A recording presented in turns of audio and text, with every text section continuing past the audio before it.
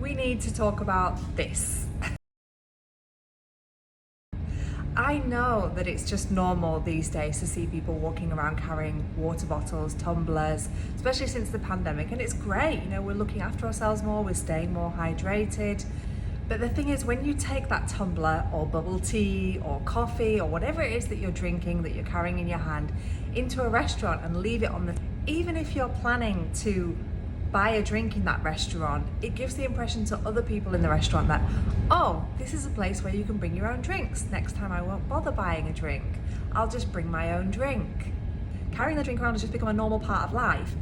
Maybe people haven't clicked that when you walk into a business that sells food and drink, that it's just not really appropriate that you have that food and drink on show and that you consume that food and drink in the other place. I'm very aware that when I go into a place to eat, or even just when I go in for a coffee, that restaurant or that coffee shop or that hotel is a business, and it's there to make money.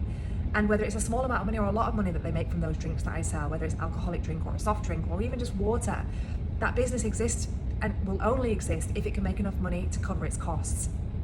So what happens? Restaurants have these huge signs on the door asking people politely, sometimes not so politely, sometimes more directly, like, please don't consume food and drink from outside. Please don't bring your food and drink from outside. Even if you're not consuming it, like I said, leaving it on the table gives the impression that this is a place where you can consume things from outside.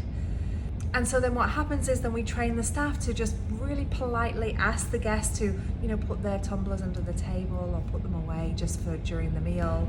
And some people are cool about it. Some people are like, oh yeah, sorry, you know, I didn't realize, you know, I wasn't thinking. And because you don't own a restaurant. Why would you be thinking about our business? But sometimes people don't. And they continue to consume their drinks, continue to leave their bottles, small ones, big ones, huge ones, on the table. And it looks really bad. And then it makes us feel uncomfortable, because do we ask again? Do we have to insist that you put the bottles away? And it creates this uncomfortable situation in the restaurant that's really unnecessary. I'm just telling you all this so that you understand from our point of view how it is and why you're seeing all of these signs on restaurant doors and on tables and things like that, because the thing is, we feel bad asking you to do something which we hope that when you see those signs, you'll do automatically.